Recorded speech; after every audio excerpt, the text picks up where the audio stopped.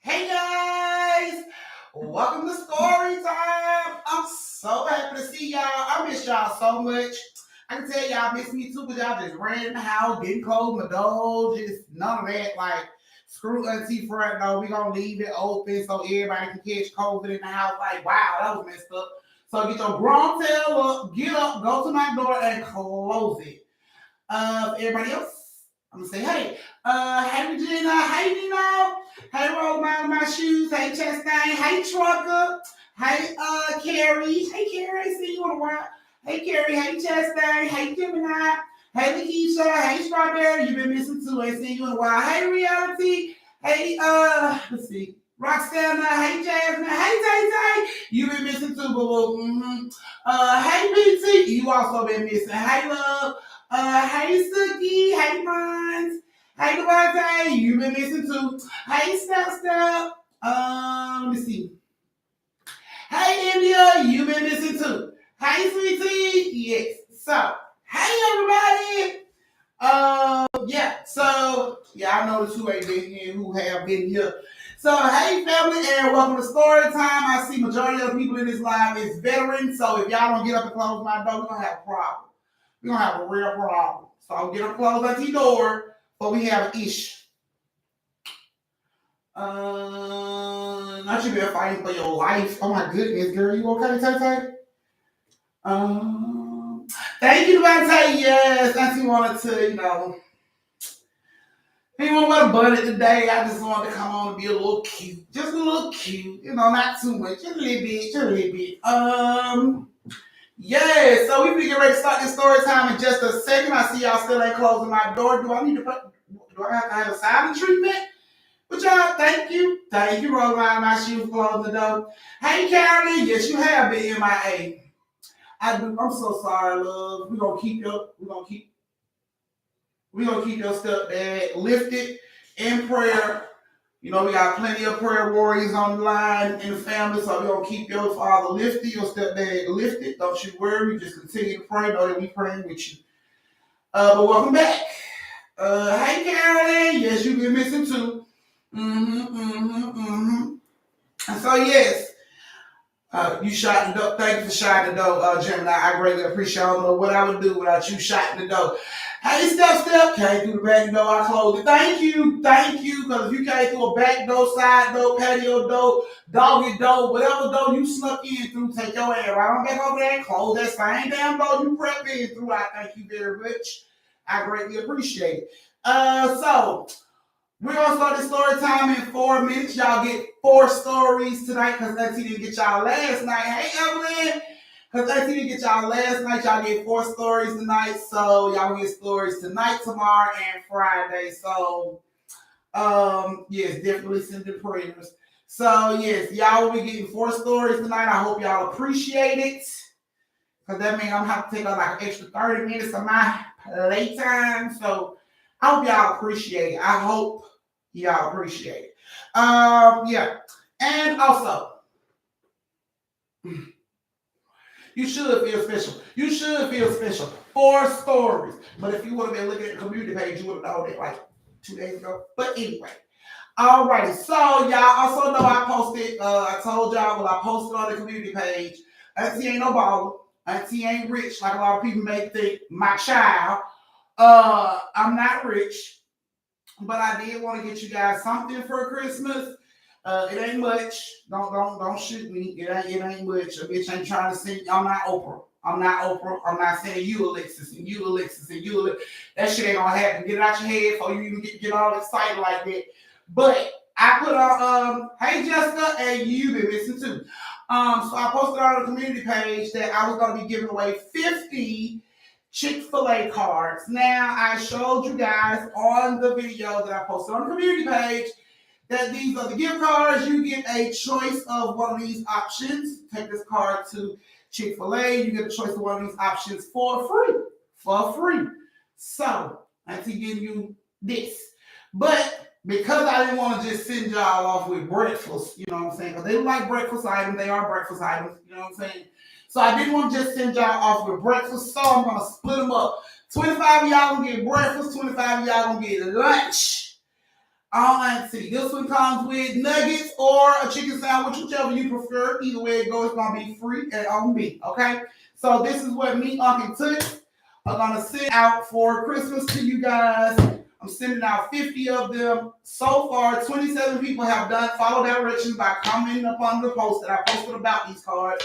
So 27 people are already in the door. I only have, how many left? Y'all should be good with your math. I only have how many left? So if you want to get your ass in on one of these cards, boo-boo, you might want to go over to that link because I'm stopping at 50. The first 50 comments from 50 different people that has registered under the link that we sent out, y'all know, then yeah, because we got to make sure people ain't trying to get 2 and 3 cards. So of course that's why we had you guys filling out those forms in the beginning. When we started signing up people, we had people filling out them forms just to make sure there wouldn't be no issues with people trying to sneak and get 2 and 3, you know, under these different accounts. So that was the whole purpose of y'all doing that. You know, if y'all can y'all send out that link for my new members, please? Yes. Send out the link for the new members. Thank you, Step. And it is. Hey, Danee, Lakiesha. Yeah, you been missing. You walked off, but you came back. So you ain't been gone long as everybody else. But I noticed your ass ain't been like that. So, yeah. So y'all go ahead and close my door. We're gonna get ready to start this story time. Like I said, if you want to get one of these, I'm only going with the first 50 people. 27 people have already claimed. So, you know, like I know, jump your ass on the community page, go up on the link where I'm talking about these cards and comment your name. If you're not willing to give out your address to get this goddamn card, don't even, just go ahead and go on in there. If you've already commented, go on there and be like, never mind, Auntie, if you don't want to give out your address. I say addresses, P.O. boxes. Just want to make sure you get a chance to eat and I want to send it to you. So yes, that's the Google Doc form right there for all my newbies. Y'all go ahead and fill out the Google Doc form. So we can go ahead and make sure you guys are a part of the family solid. So when we do our raffles and stuff, we can make sure people ain't trying to scam, cheat, or lie like they did, you know, last year. So, all right, guys.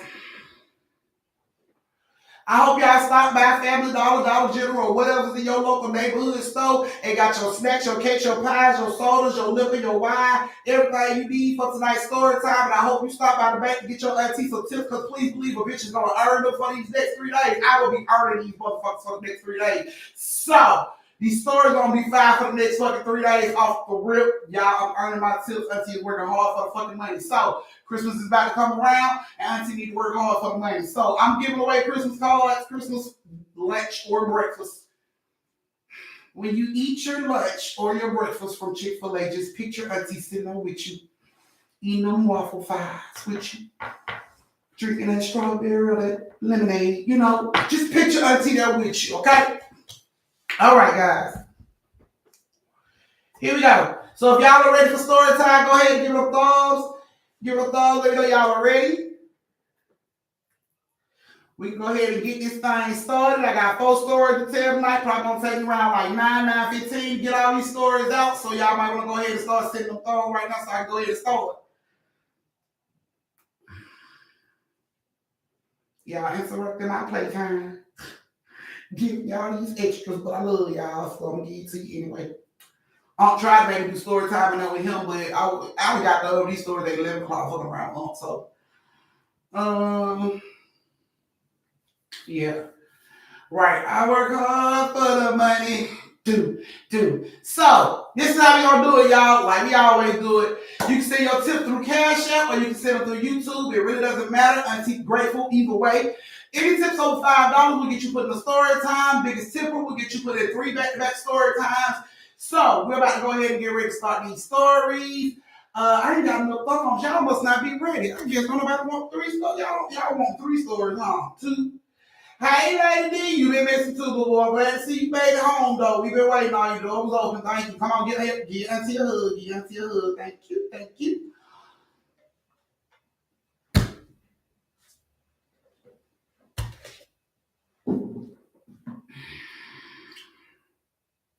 Nino, y'all make sure y'all put down step was the first Cash App tip. So put step name down, please. All righty. Let's see, I get cute to y'all. These little stories, honey. Okay. All right. Here we go. We're about to get ready to start these stories. Our first stories have Nisa, Roxanna, and Rogenna. Nisa, Roxanna, and Rogenna. Are you ladies in here? Close my door if you haven't already closed my door. If you're new to my page, please go up and subscribe.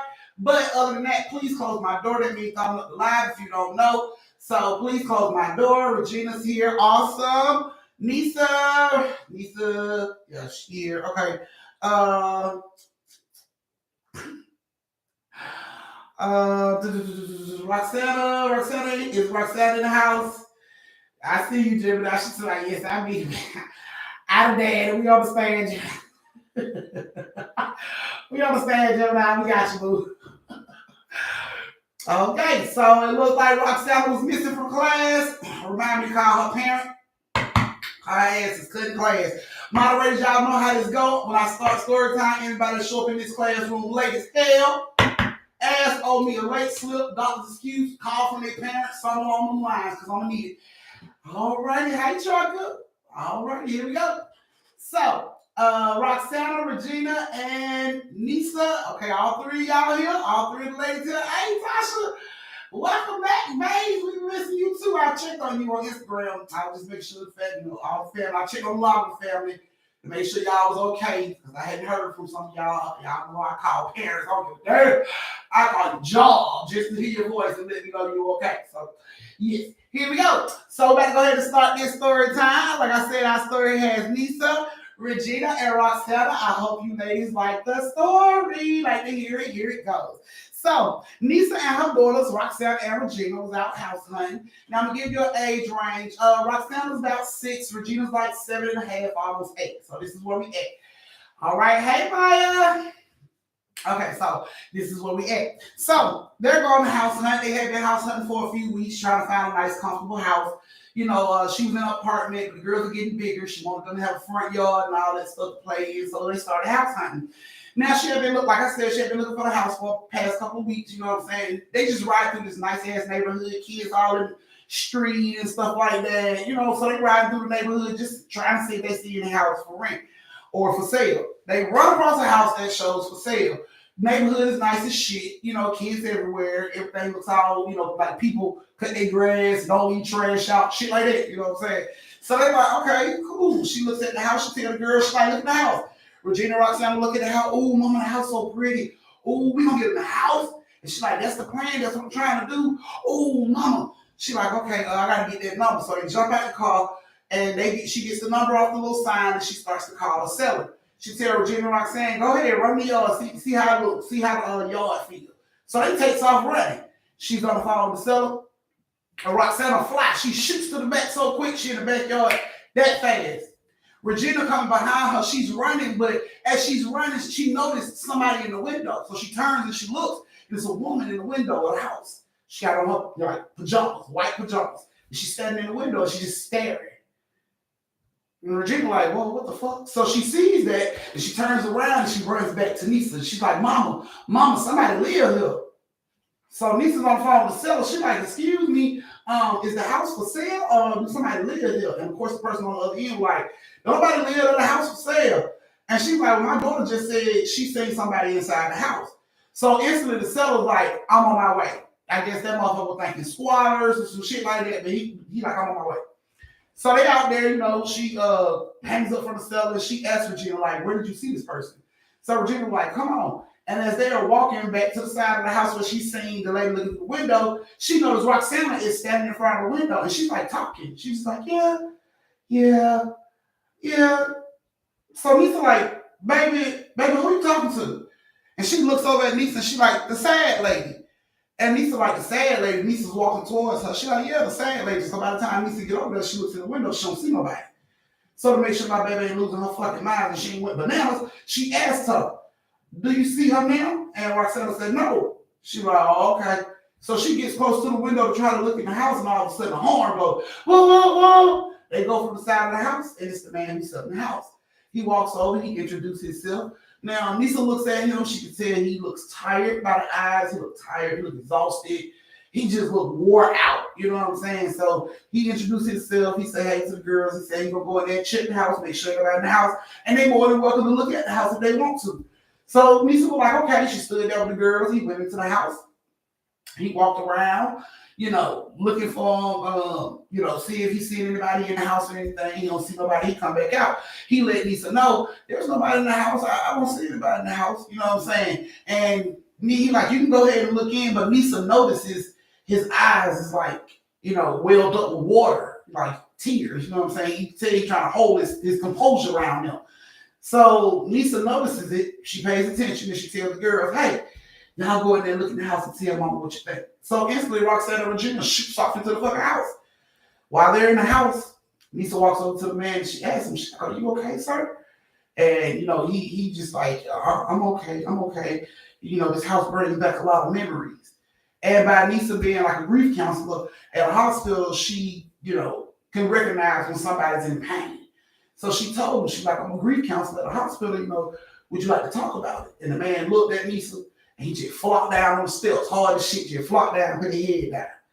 Now, Rogenna and Roxanna was running through the goddamn house, laughing. The house is empty. They can hear their voices echoing, their laughs echoing through the house. They just run through the house, having a good goddamn time. Running to every room, peeking in, running out. Running to the next room, peeking in, running out. They all over the fucking house, just looking at everything in the house.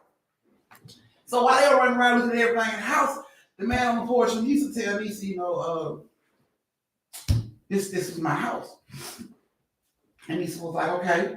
He was like, yeah, bought this house like 7 years ago. And she was like, okay. And he was like, yeah, me and my wife bought this house. He was like, we was high school sweethearts. She was like, really? He was like, yeah, we dated in high school. We went to college, even though we were separate in different colleges. The long distance worked for us. Like, we did it. And she said, he said, we grew up in this neighborhood. He was like, when we was little, in high school, we used to be like, we're going to buy that house. We're going to have kids and get old in that house. And this was like, oh, okay. So now, while she's talking to him, Rogenna and Roxanna is still in the house. Now, Rogenna is flying around the house, still laughing and shit, giggling. The fucking, laughs are giggling, going through the house and everything. But she noticed it's just her laughs. It's just her giggles. She don't hear Roxanna. So she sees Roxanna as she's running through the house, and Roxanna's just like standing in front of this doorway of a room. She's just standing there. So Rogenna like, Roxanna, come on. Roxanna don't move. She like, come on, man. But Roxanna don't move. So Rogenna goes over there to see what she's looking at. And when she looks in the room, it's the lady. She's standing in the window, looking out the window. And Roxanna and Rogenna's just staring at her. So while they're doing that, Nisa's out on the porch with the man. And he's like, yeah. He was like, we got this house. It took a while, but we saved up everything we had, and we got this house. And Nisa was like, that's good. Where's your wife now? And he was like, she passed. He said she passed a year ago.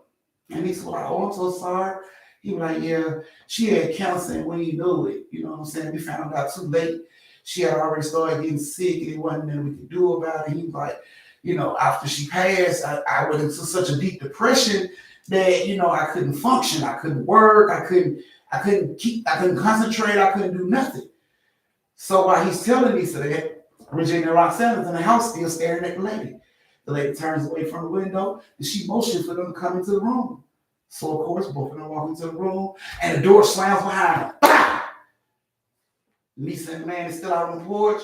The man tells Nisa, yeah, we had this house and, things got hard and I couldn't function. She could see he was still going through the depression. It was all on his face. He was wearing it all on his face. And she was just like, sometimes you have to pick yourself up and keep going. She was like, because, hey, Quan. She was like, you got to pick yourself up and keep going. Because if your wife was here, you think she would want you like this? She would want you all sad and depressed. She would want you to move on and keep moving with your life. You know what I'm saying? And he just like, I don't understand. It's hard. He was like, this is the house. She loved this house. Man, we worked so hard to get this house. He was like, I have to give it up because I ain't got the money. Like, I can't find work right now. Like, he was just telling her all the shit he was going through. And she rubbed his back. She was like, I'm so sorry. And while she's talking to him, Rogenna and Roxanna come flying out the house crying. Ah! Ah! They crying like hell, run straight to Nisa. Nisa like, what? What's wrong? What's wrong? Rogenna gets to her face. What's wrong? What's wrong? Then here comes Roxanna jump straight in her arm. Mama, mama, mama, mama, mama. Like, she hysterical. She's shaking. She just like off the fucking wall. Like, she done had 1,000 pieces of candy. She can't be still. Her body's trembling. Nisa's like, what the fuck is going on? Like, what's wrong? What's wrong? And she's asking Roxanna, what's wrong? And Roxanna just crying. She's shaking and crying. And Rogenna's holding her leg, but Rogenna's shaking too. She feel Rogenna's body shaking through her leg. She's like, Rogenna, baby, what's wrong? What's wrong? And Rogenna was like, the sad lady, mama, the sad lady. And she like, what? What are you talking about? And when she said sad lady, it's like Roxanna freaked the fuck out. She just started screaming more like, ah! She grabbed me so tight. No, not the sad lady, not the sad lady. And of course, the man and Lisa's looking at them like, what the fuck? What are you talking about? What sad lady? What are you talking about? And of course, the man jumps up, he runs into the house, and he's checking every room, trying to see what the fuck was in the house. And Rogenna and Roxanna is just standing there like she's holding them, and Lisa's holding them. Their body is trembling. Both of them body is trembling. And they are so scared. You can clearly see these babies are freaked the fuck out. So he comes out and he's like, I didn't see anybody in there. It wasn't nobody in there, but I didn't see no sad lady. Like, I didn't. And he just breaks down. You know what I'm saying? And fucks back down on the step. I didn't see no sad lady. I didn't see no sad lady. And she was looking at, Nisa looks at her and she was like, what's sad lady? And she was like, mama, this sad lady. She was like, it was so sad. It was so sad, mama. And Nisa like, what, baby? What was so sad? And she was like, the lady, she's so sad. She said she want her husband and she can't see him no more. And it's so sad, mama. And she was telling this and my heart, she like, my chest hurt is so sad. Like, these babies will feel this shit. Like, you know how it is when you want to cry, but you're trying to hold that shit in. You can feel it in your chest, like it almost make your chest hurt. You know what I'm saying? Like, you can tell these babies were feeling this shit. And she was just like, it hurt. It hurt, mama. She's so sad. She's so sad. She just want her husband. She's so sad. And the man just sitting over there crying on the steps, of course, from everything that's going on. Hey, Marcus, you're late. Thank you, Lanier. You're late too. So Rogenna hears the man crying, like she can hear him sobbing behind her. And she turns around and she looks at the man. And she walks over to him and she says, "Sir," and he looks up and he wipes his face. "Yes." And she's like, Are you the sad lady husband?" And he looked at her and he like, "I don't know who the sad lady is." She was like, "The sad lady told me to show you something." And he looks up at Nisa, and Nisa like, "I don't fucking know. I've been out here with you the whole time." Regina like, "No, no, no." And this Nisa like, calm down, I got you. I'm gonna hold on to you, I got you. And the man was like, "Who told you to show me something?" She's like, the sad lady told me to show you. You know what I'm saying? She's like, "Please, I gotta show you. Like it hurt, it's so sad, it hurt." Like she locked this pain into these babies and they just in pain crying. So he gets up, he looks at Nisa like, "What the fuck is it? Is your baby okay?" And Nisa like, "I don't know." She got Roxanna in her arms. She's like, "I don't know." So, she walks him into the house and he's standing there and he's like, "What? What do you got to show me?" And she walks into the back, into the laundry room. And she was like, "Right there." She said, "Right there." And he was like, "Right where?" She was like, "Right there, in the floor, right there." So he goes over and he's like, "Right here." She like, "Over there." So he goes over a little further, "Right here, over there." And he goes into the corner of the room and she was like, "Right there." And he like, "What?" She was like, "The floor right there." So he bends down and he looks at the floor and he starts to like push on the floor, and one of the floorboards was loose. He had never noticed that shit before. Like, what the fuck? How did you know this board was loose? And she was like, "The sad lady." And he looked at Nisa and he knew these babies were bullshit. He like reaching around, he pulls out his little pocket knife, pops that shit open, and he starts to wheel that piece of wood up. And he pulls the wood up. And when he opens it up, it's a tin box about this thick, probably about this long. And he sees it. And he like, "What the He looks back at Regina and he like, "Is the sad lady here now?" And she was like, just get dad. And it's like time he pulled that shit up out the floor. Nisa and Regina both were like, like they was able to breathe or trying to breathe. And he was just like looking at them like, "Are y'all okay?" And Regina was like, "Open it. And Nisa like, "Just open it." And he opens this shit and it's money. Like a stack of fucking money in here. And it's a letter on the top that got his name on it. And he looked at that shit and he just dropped it. And he looked back at Regina and he looked up at Roxanna, and Roxanna was looking away. She was like looking around on the other side, like not even in the room they was at. She was on Nisa's shoulder, but she was looking away from them. You know what I'm saying? And like he's looking at her, he like kind of leans to the side and he gets just the corner of his eye out the room and he sees a piece of this woman standing in the window. When he see that piece, he like leans over further and she's gone. And he sit back and he look at Nisa and Nisa look over there and she don't see shit. She look at him like, "What?" And he looks at Rogenna and he was like, "Baby, who told you to give me this?" She said, "The sad lady." "What did the sad lady look like?" And she told him. She said, "She got on a white gown. She got a long white gown. She got short hair. It's real short." And he knew then that was his fucking wife. He like, "Are you serious?" Like he couldn't believe he was floored. So he opens up the letter real quick and he reads the shit. And then he starts to laugh. While crying, he's laughing. And he's like, "What the fuck? Are you okay? Do you need to call somebody? Are you okay?" And he was like, "This letter's from my wife. She did this." And Nisa was confused. She's like, "I don't know what you're talking about." And he said, "Me and my wife back in the day when we were younger," he said, "we used to always be like, we're going to save for a rainy day." And my wife would always say, "As long as it's going to take you to save for a rainy day, it's going to be a flood by the time you start to save for a rainy day." And apparently in the letter, she said, "Hey, babe, I knew you never saved for a rainy day, so here's the money for the flood." And it was a water cash, like all hundreds. Nisa didn't even ask how much it was, but he just couldn't believe that shit. He just sitting there looking at the damn thing like what the fuck? How? He was gonna sell the house with all that money in it. Had no idea. He just was looking at them. He looked over at Regina. He grabbed her. He hugged her so tight. And he jumped back. "Oh, I'm sorry. And Nisa was like, "It's okay." And he hugged her. He was like, "Thank you so much. Thank you so much. Now I can pay everything and I can keep the house. I'm so sorry. I'm so sorry. The house ain't for sale no more." And Nisa was like, "It's fine. I understand. It's fine." And, of course, Roxanna was looking around and she didn't see nothing else no more. So she wanted to get down. And when she got down, she ran straight over to the man and she hugged him. She hugged his leg. And he looked down at her. He was like, thank you, baby, thank you. She looked up at him and she like, the same lady said, she loved you and she want to see you cook breakfast again. And he just looked at her. And Nisa was like, what? He was like, because my wife never cooked. I always cook. So how the hell was she? And he was just like, babe, are you here? You in this house? I'm not going to give it up. I know you love this house. He just started talking. I know you love this house. I'm not going to give it up. I'm going to keep the house. I'm going to move everything back in. And Nisa was happy. They were actually happy about the situation. I mean, it's not like they won't get the house, but they were able to help him. So, he was just like, I'm so sorry. The house ain't for sale no more. So he was so happy. But he was like, I'm so sorry. The house ain't for sale no more.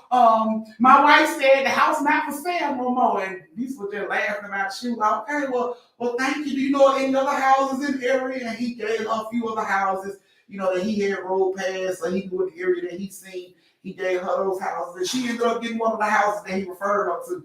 But he ended up keeping his house. And Nisa and them would come up there and see him since they knew where he lived. They would come up there and see him and check on him. And he looked happy as hell. I don't know if he was seeing the lady in the house or he just seemed happier. Like happier. His face didn't look all, tired and exhausted. He looked happier. You know what I'm saying? They would go to see him like all the times because she had to ride up and down the street just to get her out.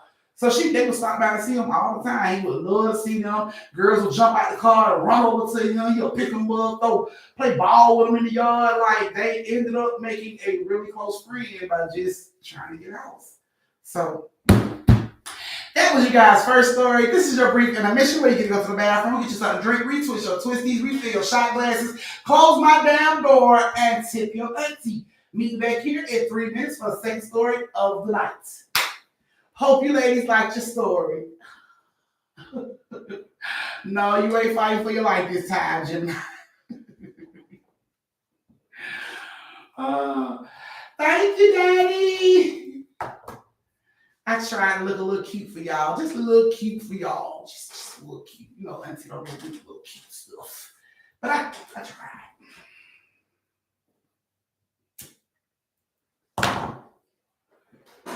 Okay, so while we wait on everybody to tip your auntie, thank you, J-Bo. That's your target slip. Bless your love.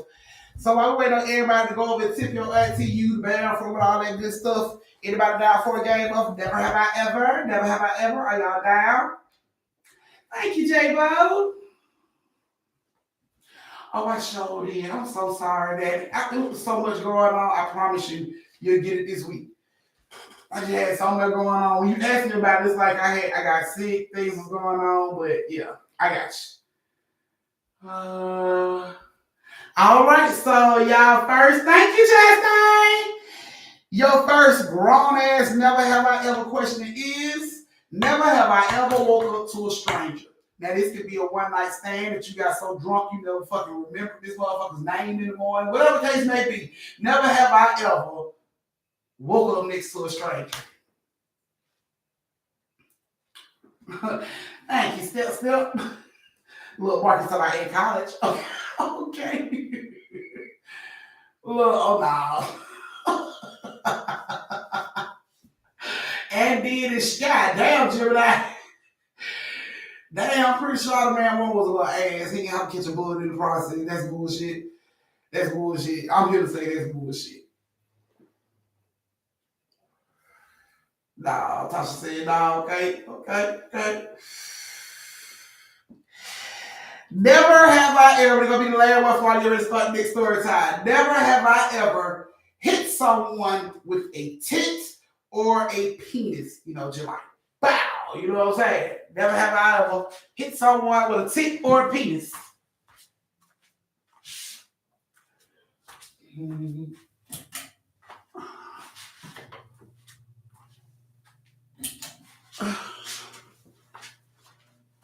Okay, let's see who done that before.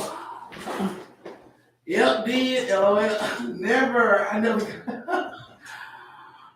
My hand went all the way to the beginning of the line.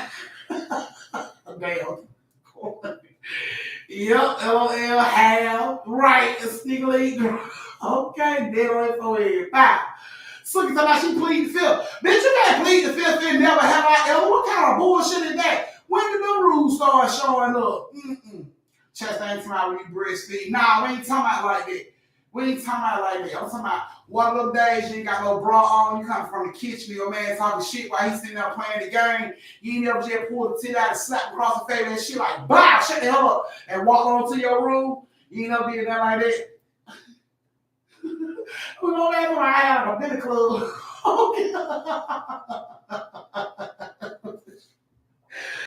I can imagine. I can imagine. All righty.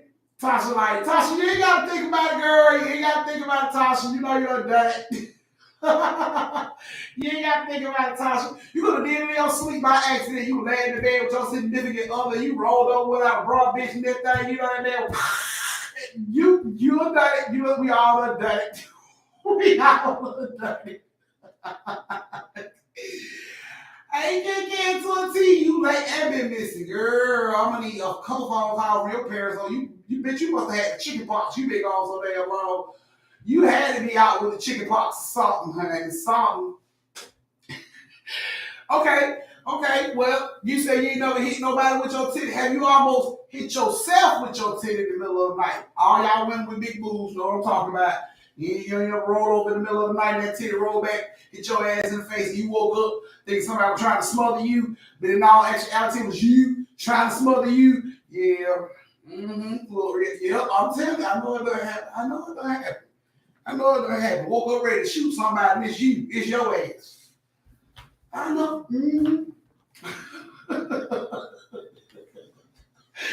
Okay, look, plenty of time. Dad, stop breathing, okay? Now, I get busted in here all the time. Clearly. And J-Bo, you work out, so we already know what kind of struggle you going through, girl. The thing like, bow, bow, bow, bow, bow. All right, guys. We about to get ready to start this next story. So if you guys are back and ready, go ahead and close the door, give them thumbs, and we can go ahead and start this story time. Hey, thank you, Tasha. Because y'all, girl, you know your bitch is working hard for the money tonight, and I'm trying to get this Christmas money together. I'm working hard for the money tonight, boo-boo, yes. So, if you showed up late and you weren't here in the beginning, I'm gonna go ahead and repeat myself. Auntie is giving out 50 Chick-fil-A cards. I'm buying you basically lunch or breakfast. So I'm giving out 50. It's gonna be a total of 50. I posted a post about it, and I told everybody if they wanted to get a card that they will have to go up on the post and post their name and let me know. Now, if you're not willing to give out your address, P.O. Box, I don't know how the hell you expect to get this card. So if you're willing to get that type of stuff out, don't take up space on the list for other people that are willing to get that type of stuff out. So that post is on the community page. All you gotta do is find the post. It's a video post. So all you gotta do is find the post, put your name up on the post, and you can go ahead and be added to that list. I'm only giving out 50, and the last time I checked that post, it had 27 names up under it. So you know, like I know, you're about to get your ass on over to that post. Put your name down now. Be willing to give out your information so you can go ahead and get these cards. Okay. Shit. It'll kill myself sometime. All right, guys. So our second story has Evelyn, Danee, our new member, and Courtney, another new member. I see Daddy is here. Evelyn, are you here, love?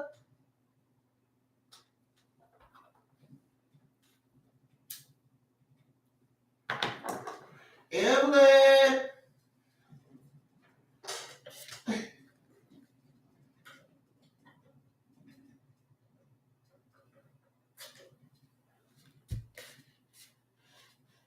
Oh my goodness. Okay. There you go. All right, Evelyn. Here go you guys' story. So I have Evelyn, Danee, and Courtney. Courtney's not here. I see her coming to the door. So I'm going to have to reach out to her parents too. All right, but Evelyn, Danee, here's you guys' story. So, Evelyn took Danee and her niece Courtney to a pool party that her best friend was throwing. There was a lot of kids there when she got there, you know. Look and see if it's on Instagram, J-Bo. If it's still in the Instagram chat, then between me and you, I got it. But if it's not in there, then, you know, let me know or send it through Instagram. Send me your information and send me your address through Instagram. Do not post Do not post your damn address under the post, okay? Okay. Pretty much everybody in here should be following Auntie on all 3 of my social media platforms. So you can go ahead and inbox me. You can DM me in Instagram or on TikTok, however you want to do it, your information so I can send you your card. Okay? Just want to make sure I clarify. I want to put their information under the post. Okay? Do not put your damn address down now. I know y'all think to yourself, Auntie, you shouldn't have to say that. We all wrong. I know. That's why I have to say that. So don't put your damn personal information down now. Hit Auntie up on Instagram or on TikTok and send your information that way. DM me, private message me, how you need to do it, but send it that way. Okay. So like I said, Evelyn took Danee and her niece, Courtney, to a pool party that Evelyn's best friend was throwing. Now, the kids, so there was a bunch of kids there. They all was running around. I saw the video, but I can't find it on the community page. It should be on the community page. If it's not on the community page, go up under the videos, my videos, and it might pop up on there. So check up on there too. Yeah, so there's a lot of kids running around because this lady got money. She, broke bitch. She got money. I'm talking about her yard is like a fucking football field. Like, the lady got money. So there's a bunch of kids out here. She got a jump and everything out here. So kids run around playing. They all run around for a while. You know what I'm saying? The parents are sitting down, watching the kids and everything. Drinks are being served to the parents. All the kids are running around having a good time. Now they all in the pool and everything. Kids are everywhere. It gets to the point where her best friend screams out, "All right, guys, it's time for birthday. It's time for us to sing happy birthday." So all the kids come out of wherever they at, you know what I'm saying? Pool, jump, wherever the hell they at. They come out of there and everybody goes to the house. They get into the house. They sing happy birthday to Evelyn's best friend's son. And then, the kids eat. And she told all of the kids, nobody's allowed to get in the pool until 45 minutes after eating because she didn't want nobody to catch no cramps. These moms did not want to jump in the damn pool and have to play Baywatch and say they fucking children and fuck up their hair and phones and stuff. So she told all the kids, y'all cannot go out there. Blessings. That's what I'm talking about, Big Rick. Blessings, girl. Go ahead, take care of Eden. We know you'll be a part of the replay game. Let him know the family love him. We kept him in our prayers. We kept him lifted up, and he was good. So give him kisses for everybody in the family. Let them know we still love him. We can't wait to see him on story time again. But she made it her mission to tell all the kids, look, don't nobody get in the fucking pool for 45 minutes. So everybody was like, okay, cool. The kids all ran up to the jump. They took off their shoes. They went to the jump. Now, Evelyn sitting over there with all the other moms. They laughing and talking about TV shows, drinking their little margaritas and all that little shit. And Courtney comes over. She's like, Auntie, I gotta use the bathroom. And of course, everyone's like, well, tell your damn cousin, go to the bathroom. And she's like, I can't find Danee. I ain't seen her. What do you mean you can't find her? She in the jump, right? There's so many kids in the jump. I didn't see her. So Evelyn gets up. She goes over to the jump. She looks in, combs all the kids in there. She don't see Danee. So she screams, Danee! Then nobody say shit. You know what I'm saying? None of the kids say shit. So Evelyn comes out of the damn jump and she looking around like, what the hell is that? Maybe Danee went to the bathroom.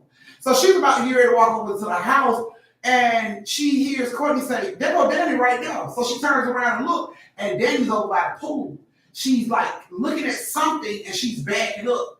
Now, Danee ain't a good swimmer at all. The whole time they was supposed to be at this little pool party, Danee was planning on staying on the steps in the 3 feet depth. She wasn't going no further because she wasn't a good swimmer. But this baby's backing up towards the fucking pool. Evelyn sees this and she's screaming, Danee! Danee! And when Danee looks over to her, it's like she just goes flying into the fucking pool backwards.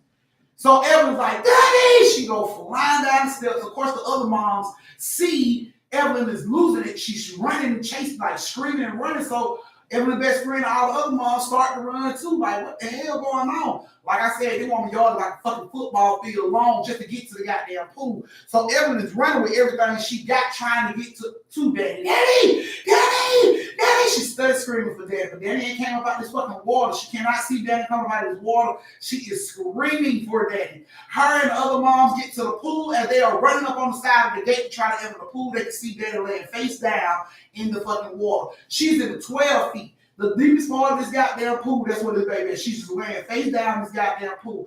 Evelyn sees her laying face down, and she is running faster now. Now she is pushing to get to this gate. When she gets to the gate, her and all the moms push through the damn gate to get ready to run to Danee, and all of a sudden, Danee's body starts to propel across the fucking water towards the shallow end.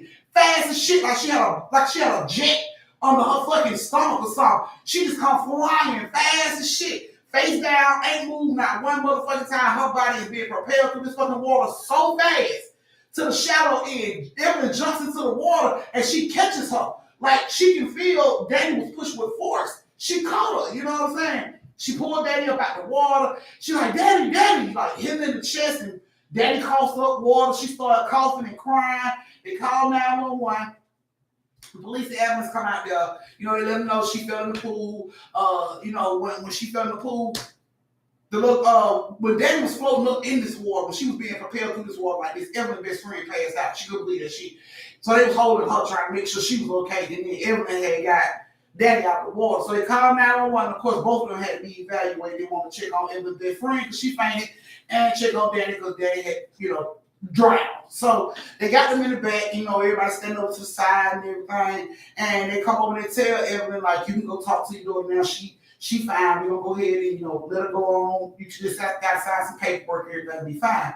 So she goes over there and she's like, oh my God. Like Danee and Evelyn's best friend is sitting in the same ambulance. They got like little shit throw, little blankets over them and shit. So she runs over, she hugs Danee. Oh my God, Danee, are you okay? And Danee was like, she was looking around Evelyn. Evelyn like, Danee, hello, Danee. And Danee just studied like looking around. She's like, baby, hello. She like, excuse me. She asked the ambulance people, is she okay? She's not listening to me. And the ambulance person walked over there and he put shining light in her eyes and she did like this. He like, yeah, she fine. So she like, hello, Danee. And Danee like looked at her and she was like, what are you doing? And she's like, I'm looking for the little boy. And Evelyn's like, what fucking little boy? She's like, the little boy. It was a little boy. And she just kept saying, this little boy. What fucking little boy? What are you talking about? She was like, it was this little boy. He was real, real little. He had to be like Meme in height. Now, Meme is her little cousin. Meme is like 6 years old. She's like, he had to be like Meme in height. And he was holding my hand and he told me he was going to take me to my mama. And I woke up and you was there. And I just want to see when he asked so I can tell him thank you. And everyone like, baby, when no kids around the pool, we were the only ones, the parents was the only one in the pool. When none of the kids at the pool, she was like, Mama, it was a little boy. And her friend is like looking at her. And Evelyn looking at her friend like, I don't fucking know what she's talking. I don't know. You know what I'm saying? So the best friend looks over at her and she's like, what little boy, baby? And she was like, it was a little boy. And she was like, he was like this big. And she put her hand to the ground and showed how tall he was. She was like, he was like this big. She was like, he had on some overalls with fire trucks on, and he had like a plastic fire truck hat on his head. And Evelyn looked at her, and Evelyn like, baby, I ain't seen nobody out here like that. But the doctor people say you good, so you can go out there and see if you see him and tell him thank you. And she jumped straight out the ambulance and took off to go look to see if she could find this little boy. Evelyn sits down, she's like, oh girl, I thought I was gonna lose my baby today. And her friend is like crying, quietly crying. She looks over at her and she's like, what's wrong with you? And she's like, I need to tell you something. It may be weird, but I need to tell somebody. So of course Evelyn get close, like, what's wrong, baby? What's going on? And she was like, Evelyn, you know me, we've been real close ever since we met each other. She's like, yeah. She said, but it's okay, so a couple years before I met you, she said I had another son. And he was 6 years old. She said we had just bought this house. Me and my husband would argue about the pool all the time. He would just be like, we need to cover the pool with little things, little tarp. We don't want the kids to fall in. But I would tell him, of course my baby was old enough. He was 6 years old. He knew not to go towards the pool. She was like, well, one day he was in the living room playing, and me and my husband, was arguing. She said he was arguing in the bedroom. She said she came out and they didn't see him. So they were looking around the house thinking he was playing hide and go seek. They started checking all the known places that he hid up under the cabinets, up under the bed and closets. They couldn't find him. So it was like after they started to look for him and couldn't find him, Dad looks over and notices the patio door is open. So instantly when he sees that, he goes sprinting out and she sees the doors open. She goes running out and the baby was laying in the fucking pool, face down. He passed. He had been in that pool probably like a good 10, 15 minutes before they realized, because they looked for him. She was like, and he died in that pool. And Evelyn, of course, Evelyn being who she was, I'm so sorry.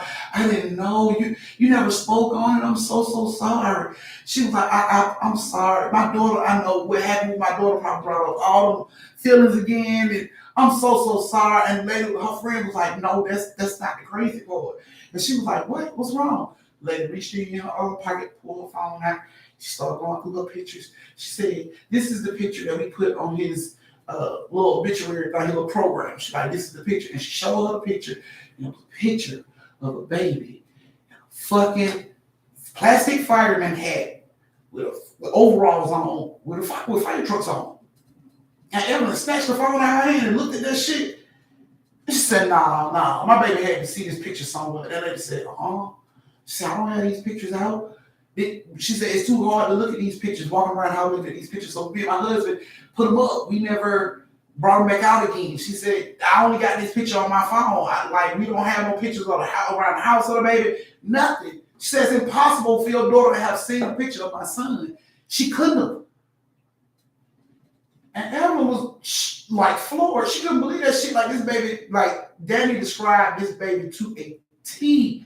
Down to a fucking T, to the overalls this baby had on. She described it. Never seen this child a day in her fucking life, but she's convinced that this baby was playing with her. This baby brought her back to her mama. She said she was scared. She didn't know where she was. And the baby was like, I'll take you to your mama. And she held hands and walked with this baby. And all of a sudden, she wakes up and Evelyn was there. So she was still like running around the fucking yard, like turning around children, trying to see who it was. So Evelyn called her back over. So Evelyn like, come here, baby, come here. And Danee comes over and Danee like, she's frustrated. She's like, I can't find him, mama. I can't find him. He's somewhere around here. I can't find him. So her best friend was like, is this him? And she shows Danee the picture. And Danee was like, that's him, mama. That's him. Where is he? Where is he? I knew he was here. Where is he? And the lady was just like, he gone, baby. His mama came and got him. He already left. And she was like, oh, I want to tell him thank you. He helped me find my mama. And she was like, I'll tell him. I'll let him know, you said thank you. And she was like, you promise? And the lady was like, I promise. She's like, no. Do you pinky promise? And the lady like, pinky promise stuff. She like, I pinky promise. I'm going to tell him you said thank you. And she was like, okay. And she was cool from that point on. Like, I ain't got to look through these damn children no more. I found who I'm looking for. I can go play. And she ran on out there and played. And Evelyn just looked at her best friend like, why didn't you just tell the truth? She was like, she didn't need to know. She's a baby. She's young. She don't need to know about death right now. It's fine. It's okay. But Evelyn told her, I'm so sorry that this happened, but tell your baby I said thank you too. Because even in the afterlife, even in death, he was a hero for my daughter and me. So tell your baby, even in death, he's still a fireman. He's still a firefighter, saving lives. And the lady just started crying. She hugged Evelyn. She was like, thank you so much. I ain't really talked to nobody about it. My husband don't like to talk about it. It brings up two emotions, and it makes him too emotional, and I don't have nobody to talk to about it. So I'm sorry, I just dumped all this on you. Everyone's like, no, it's fine. I mean, it's okay. I'm your best friend. I'm glad you did speak to me about it. And, her and the lady went back over, and the party continued. But it just floored the fuck out of Evelyn, how she described this baby to a T, and Daddy never seen this baby. It's not like she went over there to the house and that baby was there. That baby wasn't even in the picture when Evelyn showed up. So it's no way this girl could have saw this baby, but she swears that when she woke up, wherever she woke up, this baby was there. And he was telling her, I can take you to your mom, come on. And she held this baby's hand and walked with this baby. And all of a sudden, she just knows she waking up to Evelyn being right there. And she wanted to thank him for bringing her back to her mama. Just like he said he was going to do. They had a good time. The rest of the party, they had a good time. And, the lady just, she was still, entertaining, but she was kind of quiet from that point on. She really didn't talk too much out of it. But, yeah, she couldn't believe it. She said it was her son. And sure as shit, it was her son. So, I guess he didn't want to watch another baby drown in that fucking pool he drowned in. So, he propelled her ass. He pushed her as if he had the hands of God, like pushing her body like fast as shit. Whoosh. He just had to get her there as fast as he could, I guess, so she wouldn't drown. So for them to see this baby, this girl flying through the fucking pool and her body is limp. She just laying there, her body is coming through this pool over there fast. Yeah.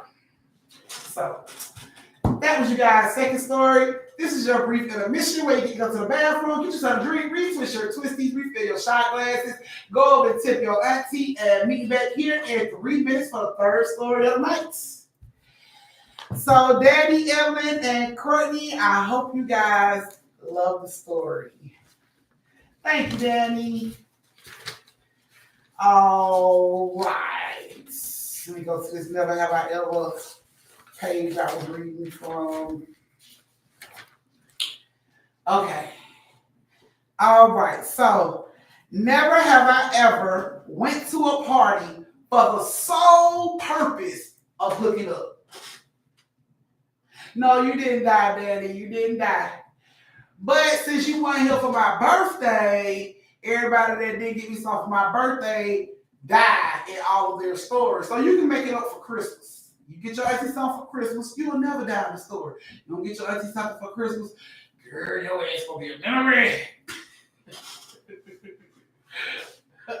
Look, no, LOL, baby. Okay. What? So y'all ain't never been at home putting on your fucking dress with your fucking heels. So you didn't tell me you were putting on all that shit just to go out and dance, bitch. You got your edges laid and shit just to go out and dance, bitch. You weren't planning on getting no wood just to go out and dance. That's what you're trying to tell. That's what y'all trying to convince me of right now. That's what all y'all ladies trying to convince me of right now. Oh, we just put on these skin tight, cute ass dresses with these high ass fucking heels just because we want to dance. We ain't trying to hook up or find us nobody. We just want to go dance. We going to just wear this tight ass rubber band around our body, these heels. They got our feet feel like bunions. Just to dance. That's what y'all telling me. That's what y'all telling me. Thank you for the one that told a little bit of the truth. Okay, thank you. Somebody know. Gemini, you lie. Reality, you lie. Sweet tea, you might be telling the truth. You're stinking ass hands. I wouldn't nobody go out for you, man. Little Tonto, I go just to be cute. Bitch, please, who you getting cute for? You gonna be cute at home. We ain't crazy. Come on, man. Little advanced like ass off. Never went to house parties. You know what's in the house parties? What? Nope, I never partied. I had a baby at 17. Girl, I mean, you can get out now. That baby grown. That baby grown as shit. You can get out now. There's no excuse. All these lies. Why my family never got to be a bunch of lies? But it's okay. It's okay. It's okay. I'm going to let y'all live with y'all little lies. I'm going to go along with it. I play crazy too. We never went to the club to find wood. We just went for the music. Okay. My college years was okay. Toe it up. All right, guys. We're back. If you're ready for the next story of the night, go ahead and give me those thumbs. If you haven't closed the door, please go over and do that. 5 of y'all ain't closed the door. Y'all know I can see y'all. Y'all know I can see y'all right now. I don't want to call y'all out individually because I will. But I'm trying to give you a chance to go over and close the door without me having to call you out individually. So I tell your cousins to move out the way so I can call y'all out individually. Oh, wow. So I wasn't checking for nobody. People checking for your ass though, them rubber band dresses on, them high ass heels. Y'all ain't go to parties. Do I have boo-boo the food written on my forehead? I mean, I know I probably got a little got to be glue on here, but I know I ain't got boo-boo the food written on my damn forehead.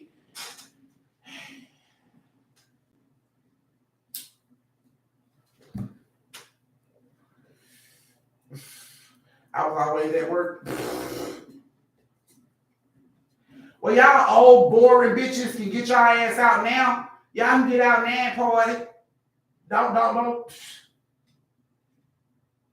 let your I can't years end up turning into your I ain't years. Then your ass gonna be looking dumb. Then you gonna be hating on your grandkids, talking shit to your grandbaby and shit. Cause she going out with her skin dresses on parties and your ass didn't do it. Then you turn into a grandma hater. Now you hate on all your goddamn grandkids. Where she going with that little ass dress on? Bitch, where you should have been going when you were my age? The fuck is you talking about? Oh, hating ass grandma. God, y'all gonna be because you didn't get your ass out of do it when you young. Now you see your grandbaby do that shit, you gonna be hating right here. You need to go take that little dress off. You need to go get somebody to knock the cartwheels off that cooch. You leave me the fuck alone, grandma. Oh. All right, guys. I see y'all gonna give it a thumbs. Y'all ain't ready. Y'all ain't back. Girl, y'all ain't gonna know what, honey. Y'all were regular teenagers, then because regular teenagers broke out. We broke out. You broke out as long as you got your land back in before anybody woke up. Shit, you was good to go. Mm-hmm. We used to sneak out of the house. I almost got caught so many motherfucking times. Y'all, I swear I almost got caught so many motherfucking times. It didn't make no sense.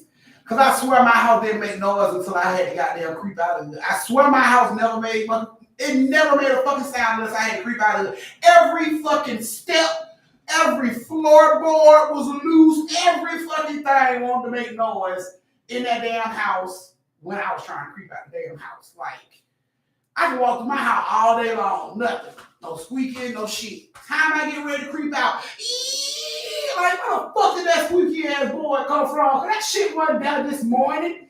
Like, is this bitch changing out the floorboards to catch us or something? Like, what the hell is going on? Cause that shit wasn't like that this morning. And then you get on that morning and you step on that same floorboard, that shit don't say nothing. That shit quiet as fuck. But the first time your ass, like, oh, fuck, I'm going.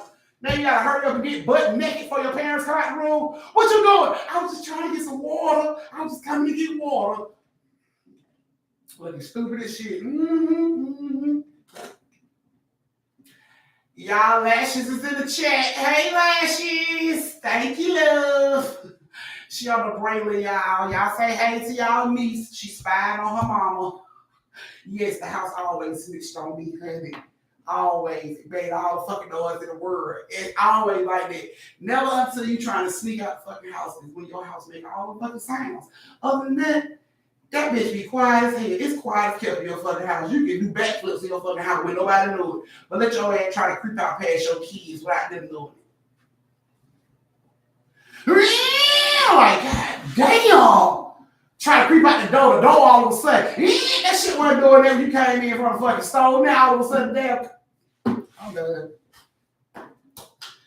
Not your brother snitched on you. Hey, nobody's supposed to pay your brother. Y'all wasn't normal children. You supposed to, girl, it was a negotiation between you and your siblings when you were doing shit you weren't supposed to be doing. You supposed to always keep dirt on your siblings. So they bring your dirt to you. You let them know if you tell on me, bitch, I'm telling on you, we going out together. And everybody shut the fuck up. Everybody shut the fuck up. Nobody say nothing. Oh my goodness.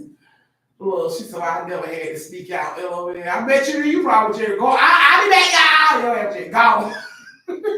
Don't wait up. Like, bitch, ain't you like 13? Get your ass in this fucking house. You better get your ass up on street lights. Come on here on you. No, you think going on around here. My mom used to be like, you better let the sun catch your ass coming in here. Nigga be clawing up the goddamn steps for the sun, been in the corner. Trying to get that man to play sleep for she on the low. Fully fucking dressed up on your cover. Tie she on the door. Yeah, get up to school, yes. Oh, yeah, man. No, you just walked your ass in there. All right, guys. I'm going to go ahead and start the next story. Our next story has Miss D, Lakiesha, and Shaq, J9. Miss D, Lakiesha, and Shaq, J9. Not the air woman that stopped me. Girl, air woman stopped me only briefly though. It just made me better. I was like, okay, I gotta find another way out this goddamn house. My older child, god damn, you ain't have nobody to blame. Bitch, you supposed to be always talking about your imaginary friend. That's who you supposed to be always talking about. Who did it? Jessica. Who the fuck is Jessica? My friend. Duh. You don't see her. So know that shit. What the fuck are you talking? Jessica, mama. You really don't see Jessica, mama? Wow. What? Everything that happened in our fucking house. Glass break. Jessica! I swear to God. That's funny. You a imaginary friend, but no, bitch. Well, we got ghosts. We got ghosts for something because motherfucker keep tearing up shit in the house, and I swear it ain't me. I swear it ain't me. Because you remember that time you told me I couldn't touch your shit. So I didn't touch your shit. But somebody touched your shit. And I think, Jessica, did you do it? Did you do it just I swear I had me an imaginary friend. I'm gonna be like, girl, I'm gonna have me checked out. I ain't even lie. I done whipped that imaginary friend shit so convincingly more. I would have my ass admitted to a hospital. Like, I'm gonna keep talking about this goddamn imaginary friend. How old is your child? 17. She's trying to fucking imaginary.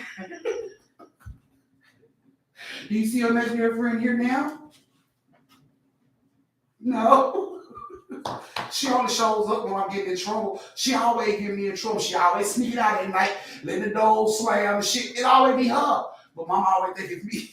I said, well, okay, you're gonna get a fight way out of that shit. Okay, guys, so Shaq, Miss D, Lakiesha, this is you guys' story. I hope you like it.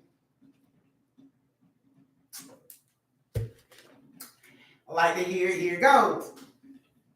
So Shaq and her daughters, Miss D and Lakiesha, have been living in the house they living in ever since the girls was babies. Like, she's been in that house when she was pregnant with, Lakiesha. So they've been in that house for a while. Lakeisha's probably like 11 at this point. Miss D like 8. So they've been in this house for a long time. Thank you, Kelly. So they've been in the house for a long time. And of course, the lady that stayed next door to them known them for a while. She's like a family friend. She been staying in her house for a long time too. So her and Shaq J9 was friends before she even had Lakiesha or Miss D. And they used to go over and say hey, or when they came home from school, she would speak to them and everything. And mom used to sit on the porch and talk to her. She'll come over to the house, sit on the porch and talk. But that's how their little relationship was. Now one day, the girls come home from school, there's an ambulance out there, police out there, so they scared, they run to the house, Mama, Mama, Mama. Shaq J9 comes out of the house, what's wrong? She sees all the ambulances and police, and she's like, what's going on? They're like, I don't know. They see the police and ambulances at her neighbor's house next door, her family friend.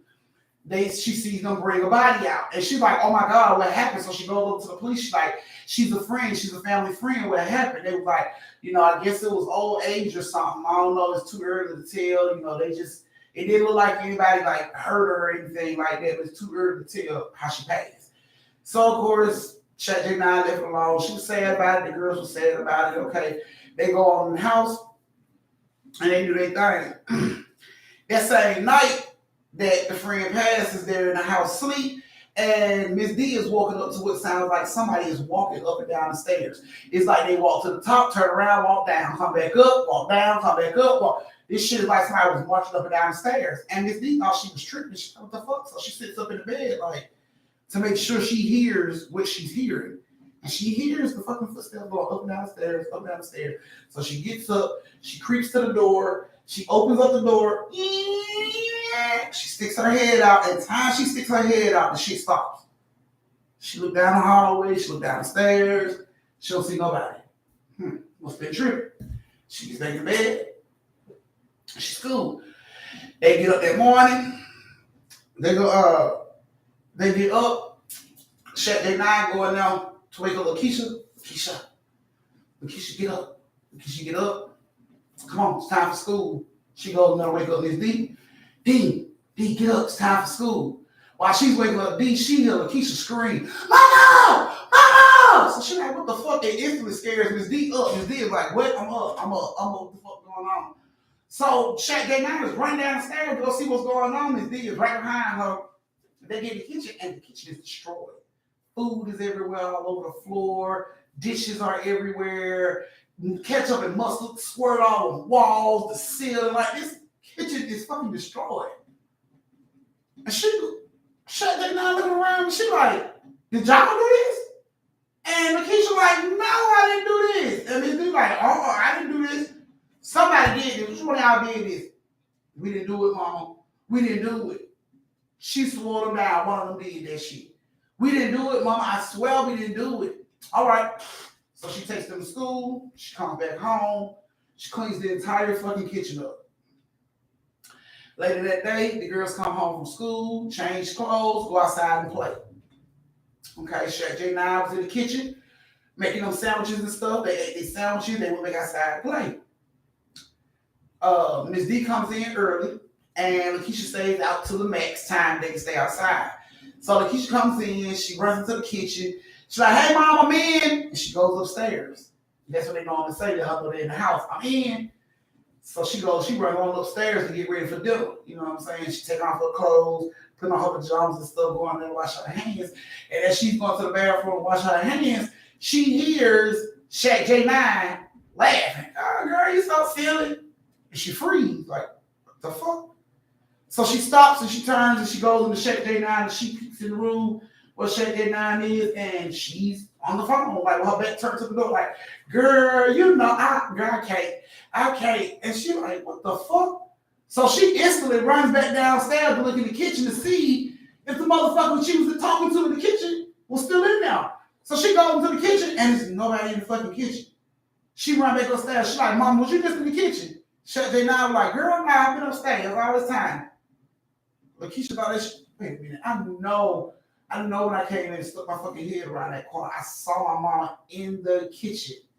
And now she's saying she went with the fuck. It threw Lakiesha off. She didn't know what the fuck to think of it. She just let it go. Like, whatever. You know what I'm saying? She just let the shit go. So that night, they after they eat dinner, they go on to bed and everything, get right in the room, sleep. While everybody's asleep, they hear a loud crash. Like, it sounded like somebody picked up everything in the fucking house that was glass and let that shit go at the same time. It was just like massive loud. Bow! Woke up air out of the fucking house. Lakiesha jumps up, and D jumps up. Shaq J9 jumps up. She runs into the room. "Are y'all okay? Are y'all okay?" And they're like, "What was that? Like, what was that?" She's like, "Are y'all okay?" They're like, "We fine. What was that?" She's like, "I don't know. I think somebody's in the house." "What?" "I think somebody's in the house. Stay up here." "Hell no!" So she's creeping down the steps, and of course, Miss D and Lakiesha right behind her, hey, holding on to her gown. "You won't leave us up here to fucking die? Is you crazy?" So they're coming down the steps behind her, and you can still hear shit breaking in the kitchen. Shaq J9 looks around. She picks up this fucking baseball bat in the corner. She's like, "Look, y'all stay back." And she's like, "No, mama." She's like, "Stay back. I don't want to hit y'all." So she creeping. You still hear glass and shit breaking. She creeping into the kitchen. She peeks around there for right quick. She sees somebody in the kitchen. And she turned and Lakiesha was right there like, "Who is it, mama?" She's like, "Did I tell y'all to stay our asses over there?" "Mama." So Lakiesha and Miss D like peek around the corner and like, "Mama, somebody in the kitchen. It's a lady in the kitchen. That's the lady I seen." And she like, "What fucking thing? What are you talking about?" "It's the lady I seen today. You ain't telling me about no goddamn lady." And then it sounded like glass came flying right over there where they were, like right on the side of Shaq J9. She screamed, "Ah, the fuck!" So she walks into the kitchen and they see the lady standing in the fucking kitchen with her back turned. So Shaq J9 got the fucking back. She got that shit cocked. I'm talking about she about ready to Chipper Jones the fuck out of this bitch. She got that shit cocked and she is ready. She like, "Hey!" And the lady spins around. And it's the fucking neighbor from next door. And she sees Shaq J9 and she's looking sad. She's crying. She looks scared by the eyes. She looks confused.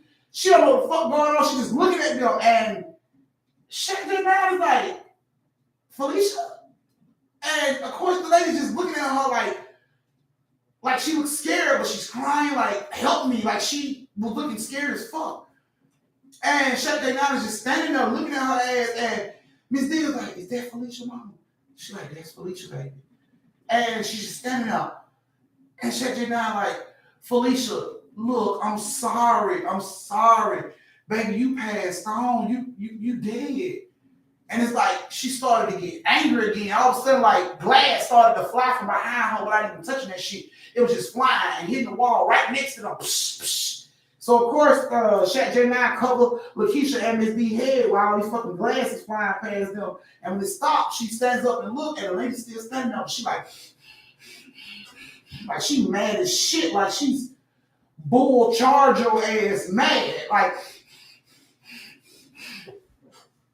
and shut your nine like, no, calm down. It's okay, Felicia. It's okay. It's okay. She like, you died. It's okay though. It's okay. She said, because your family waiting on you. Like, everybody's waiting on you. And Felicia gets like, she gets this confused look on her face. Like, she's no longer breathing hard like she's mad. She's looking at her like, what you talking about? She's like, just go into the light. Your family waiting on you. Like everybody, your mama, your dad, they all waiting on you. And when she say that, Felicia looks over to the right and she gazes off for a minute. And then she turns and looks back at Shaq J9. She got like this big smile on her face.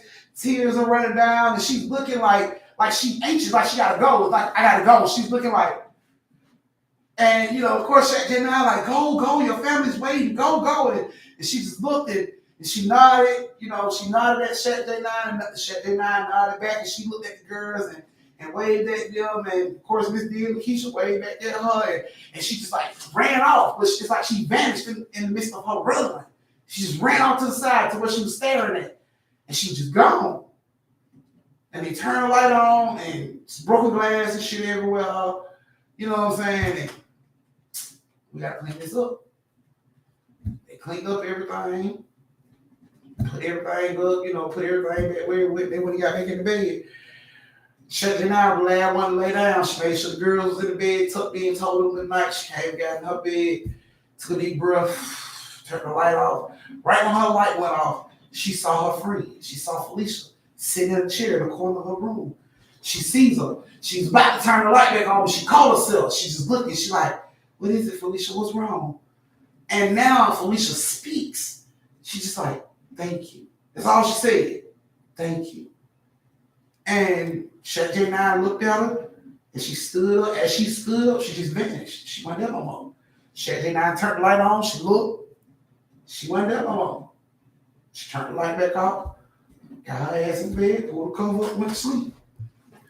They never saw her later again. I guess she found her family on the other side. So they had no problems in the house. Lady just had that she was confused. She didn't know what she was supposed to be or where she was going.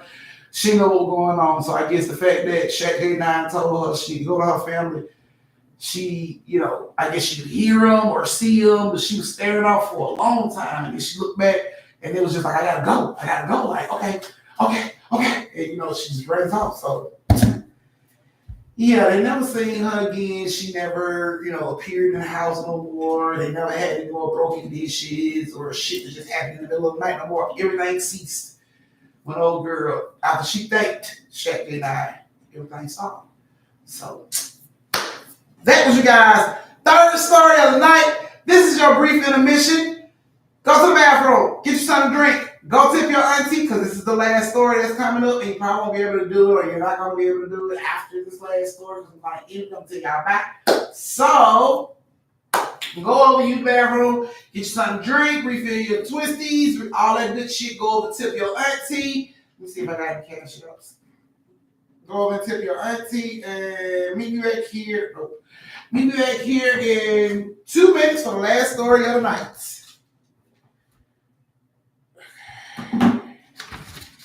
So, yep. So, Shaq J9, Miss D, and Lakiesha, I hope you ladies liked your story. Okay, tip your auntie like a stripper. Your auntie is trying to work up on her Christmas money. So, yeah, our auntie gonna be working really hard because I quit my job, y'all. Y'all my family, so I had to let y'all know. Thank you, Evelyn. So yeah, I quit my job, y'all, because I was being, let's just say, I was being bullied, and I didn't like it. And when I spoke against it and reached out to HR and everybody else about it, I got retaliated against. Reached out to the company again about the bullshit, and everybody just like let that shit fly, like whatever. You know what I'm saying? Like, they ain't do shit about it. And I was about ready to put my hands on somebody, you know what I'm saying? So I just pray for wisdom, because I knew if I prayed for strength, if God won't give me no bail money, I didn't need strength. So I just prayed for wisdom on what to do. And when I got up that next morning and I went to work, the motherfucker started at it again. I was like, fuck it. I was done. I was through dealing. I was done. So I put in my fucking paperwork, let them know they will not keep fucking bullying me and trying to force me to do shit that I'm not supposed to do in my job description. So yeah, I ended up leaving the job. So Auntie is on a hunt for another job. But while I'm doing that, I will also be dedicating more time to story time. So yeah, Toots is feeling better. She's good. She got to have oral surgery tomorrow. So yeah, that might not. She's gonna be baby tomorrow. She's gonna be baby slobbing all over everything tomorrow. So yeah, she'll be okay though. She's okay with everything. She had a panic attack. Apparently that night I was supposed to be doing story time. She had a big blown out panic attack because they were cheering against the other school's cheerleaders. And I guess it was like a cheer off or some shit like that. And Toots turned a different direction than everybody else. Like, I guess she's gonna turn to the like this way, but she ended up turning the other way. And of course, you know, when shit like that happen in a big crowd, everybody going one way and somebody going a different way, you can clearly see the fuck up. So in her head, she just fucked it up for everybody. So she started to panic, and then she started hyperventilating. And yeah, I had to go get her. So she's like, Mama, I just knew we could practice. We was going that way, but then they decided to go that. So she's a perfectionist, and if that shit ain't perfect, she blames herself. So I had to calm her down before she passed out from hyperventilating. But I know, right? So yeah, Auntie is on the hunt for another job. So I'm looking, I'm praying about it. I'm talking to the universe. I'm working with my crystals. I'm cleaning out all my negative energy. I'm doing a lot. So I know the cosmic gods are gonna open up, you know, positions for me. But until then, I'll be looking and working and doing YouTube with you guys. Because they say, you know, God help those who help themselves. So it's not like I sit around on my ass and a job just gonna fall in my lap. So I'm going to be on the job hunt, but I am still going to be doing my story times like I do. Y'all may get one or two extra ones here or there now that I have more time. But, girl, I don't apply with Amazon, and I haven't heard anything back. I mean, I guess it's okay for me to be an Amazon influencer, but I mean, they like, oh, bitch, working from home with us? Oh, no, you can't do that. Now, you can be an influencer all day long. You can do that. You can do that, but working, no, girl, no. So yeah, yeah. So I started with my meditation and listening to my frequencies and stuff. So it's gonna open up. I got faith. I got I'm stepping out on faith. I got faith, so I ain't worried about it. It's gonna happen. But until then, y'all got me. So okay. So our last story of the night, y'all finna get ready to get started. So give them thumbs. Let me know y'all are ready for the last story of the night.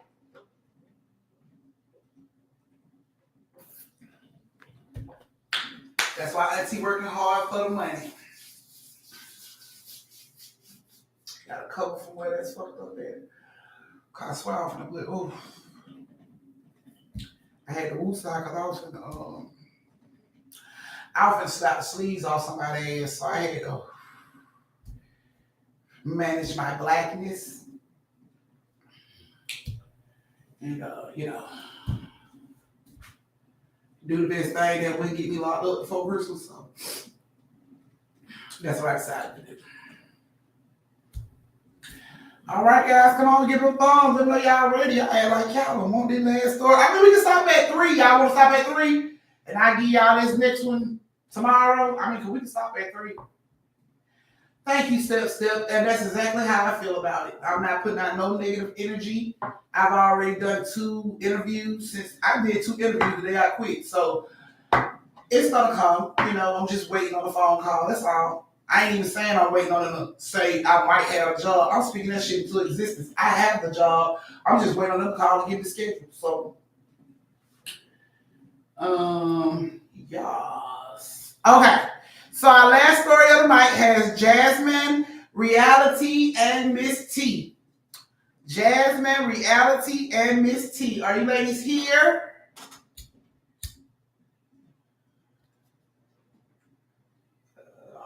9 o'clock.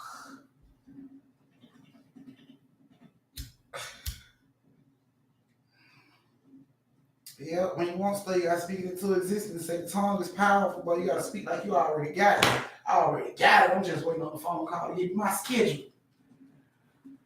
Jasmine, you not here. Reality not here. Miss T not here. Yes, manifestation. That's what I'm working on. I'm doing all that. Meditation, manifestation, I'm doing it all. Okay. So I guess none of the ladies are here tonight. I seen reality earlier. She couldn't class. Oh, okay. Oh, okay. I'm finna reach out to your mom, boo boy, and let her know. You too, Jasmine. I'm gonna start calling parents. Like, do you know where child is right about now? Because she ain't in my class. She ain't here. So I was just wondering if you knew. Shay Gay, now you just missed your story. I just told your story. Right, couldn't class to see a boy. Miss T out here cutting classes to see boys and stuff. All right, guys. So this is the last story of the night. I hope you guys like the story. If y'all like the story, tip your auntie before I get off or however you like. Here we go. So Jasmine, reality, and Miss T, this is you guys' story. So Jasmine has always wanted a plantation house. She has always wanted a plantation house as long as she can remember. She always loved the way it was made, how big they were, how much land they sat on. This has been a dream ever since she was a little girl. So when she turned 26, she was finally able to obtain that plantation house like she always wanted. And her daughters, Reality and Miss T, was just super excited because they've always seen, she's always showed them pictures of what the house would look like. She's like, these are plantation looking houses. And they were like, oh, those are big houses. I can't wait to be in a house that big. And she gets one. She finally gets one at like 26. So she, shut down everything and pack up and move shop from Chicago to this plantation house. When they get there, they pull up, they get out and look. It is land as far as the eye can see. This house is big as shit. The front porch alone got 3 swings on this motherfucker. Like, it's just huge ass front porch. The house was big as fuck. And she was just like, this is what I always wanted. Like, I can't believe it. Like, this is the house that I've always wanted. So, So she, they hurried up and got their stuff out and took it in the house and couldn't wait to fucking be there. You know what I'm saying? To make it their own. So the first night they get into the house, Reality's in the shower. While she's in the shower, Jasmine's downstairs putting up plates and dishes and all that shit. Miss T helping her. All of a sudden they hear a scream, "Mama! Mama!" As Jasmine is running out the steps, Reality is sliding out the bathroom. I'm talking literally sliding out the bathroom like the door's open. All you see was feet slide straight through and she hit the wall. Boom! Mama! Mama! What the fuck? What's wrong with you? It's somebody in the bathroom. It's somebody in the bathroom. It's somebody in the bathroom. It's a black man in the bathroom. Mama. What? It's a black man in the bathroom. Mama, go look. It's a black man in the bathroom. And her mama's like, okay, you fucking tripping, but I'm no chick. So, of course, Miss D is standing there next to, Miss T is standing there next to Reality like, you seen something? She's like, it's a black man in the bathroom. So, Jasmine goes into the bathroom. She looks around, she pulls back shower curtains and open up the door that leads to the little toilet and everything. She looks around, she don't see shit. So she comes back, she's like, baby, there's nobody in the fucking bathroom. Reality, like, it was a fucking black man in the bathroom. He was staring through the fucking glass at me. He was looking through the glass at me. And she's like, baby, there's nobody in here. Look. So she brings Reality back in there. Reality looking around. She like, look, ain't nobody in there. Miss T all scared. She like, calm down, baby. Ain't nobody in the house. Your sister losing her damn mind. It's okay. She like, I'm not crazy. I saw somebody in here. She got mad. She stormed off and went in her room, slammed the door. Jasmine like, okay, it's a new house. Of course, you don't think you see shit. It's a new house. You don't know the house that well. Whatever. She chops that shit up and brushes it off. So that night, everybody get in the bed. Time to go to sleep. House so big, it got like 8 rooms in this motherfucker. Even though they ain't even 3 of them. Got like 8 rooms in this motherfucker. She loved that it had that much space though. Shit, man. So she's in there, they all in the bed sleeping and everything. And Miss T gets up to go to use the bathroom in the middle of the night. So she gets up and she goes into the bathroom. She uses the bathroom and she flushes. And she's walking back across the hall to her room. When out the corner of her eye, she sees something red. So she turns, and there's two red eyes at the end of the hallway, like staring at her. And she's like, and as she's trying to focus to see what it is, this shit starts to run towards her fast as shit. So she runs into her room, she closes the door. And this shit hit the door. Boom, she screams, Mama! Mama! And here comes Jasmine, running down that damn hallway. What? Reality right behind her. Open the door, what's wrong? Open the door. She opened the door and Miss T is shaking. She like, Mom, there's a dog in the house. What? There's a dog in the house. Mama like, girl, ain't no damn dog in this house. Ain't no damn, have you heard of the dog? She like, Mama, there's a dog in the house. He got two red eyes. He's in the hallway. Mama, there's a dog in the house. So every time they go through the house, turn on your light. So she'll feed it up. See? Ain't no damn dog. See? Ain't no damn dog. Look, ain't no damn dog. You don't see no dog in the house. She like, Mom, I saw it. She like, baby, look, it's a new house. You don't know the house that well. Maybe you seen lights reflecting on something else and it scared you. Calm down. Ain't nobody in the house. Ain't no dogs in the house. Ain't no black men in the house. Ain't nobody in the fucking house. And they just like, of course, that pissed, that pissed reality off all over again. So she just falls off, go on, roll, slam the door. Miss T was like, are you sure? She's like, I'm sure ain't nobody in the house, baby. Okay. So she put Miss T to bed and she goes to get to bed. She's laying in the bed with her eyes closed. And as she's dozing off, she hears. So she just barely opened her eyes. And when she like waking up and open her eyes, she hears chains rattling. The fuck? So she opens her eyes like, what the fuck? And as she's opening her eyes, she just sees the shadow of somebody walking past her door. So she's like, oh my God, these kids up. She still hear chains and shit. She's like, fucking kids up, fucking with shit. So she gets up, and as she goes into the hallway to say something to one of the kids, she just missed the person walking into one of the kids' bedrooms. Like, walk right in. Like, she caught it by seconds. She just caught like the back going into the room. She's like, oh my God. She get ready to walk over, and the door slams. Boom! The fuck? So she runs over, and she sees this light shining from up under the door, like a candle or like something like that. It ain't no regular light. It ain't like a ceiling light. You know what I'm saying? Got like a little orange flame, like a candle or something. And she sees that shit from up under the door. So she bags up. She goes in her room. She get her baseball bat. She comes back. She pushes the door open and she runs. And nothing. Lights. There ain't no lights in there. Ain't nobody in there. It's just an empty fucking room. And she looking around. She look behind the door. She opened up the closet. She ain't see nobody in there. She looked up under the fucking bed. She ain't see nobody in there. What the fuck is going on? She thinks she losing her damn mind. Like, what's going on? So she comes on back out, but she leaves the guest door open.